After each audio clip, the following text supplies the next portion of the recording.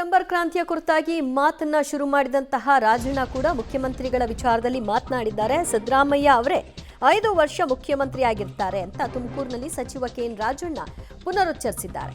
ಬದಲಾವಣೆ ಆಗಬೇಕು ಅಂದ್ರೆ ಅದು ಹೈಕಮಾಂಡ್ ಮಾಡಬೇಕೇ ವಿನಃ ಇನ್ಯಾರಿಂದಲೂ ಸಾಧ್ಯ ಇಲ್ಲ. ಸಿಎಂ ಬದಲಾವಣೆಗೆ ಎಂಎಲ್ಎಗಳು ತಯಾರಿಲ್ಲ. ಅವರು ಬದಲಾವಣೆಯನ್ನ ಎಂಎಲ್ಎಗಳು ಬಯಸ್ತಾ ಇಲ್ಲ. ಹೀಗಂತ ತುಮಕೂರಿನಲ್ಲಿ ಸಚಿವ ಕೆಎನ್ ರಾಜಣ್ಣ ಅವರು ಸಿಎಂ ಬದಲಾವಣೆ ಹೇಳಿಕೆ ವಿಷಯವಾಗಿ ಪ್ರತಿಕ್ರಿಯಿಸಿದ್ದಾರೆ. ಎಲ್ರಿ ಬಂದೈತೆ ಎಲ್ಲ ಹಿನ್ನೆಲೆಗೆ ಹೋಯ್ತು.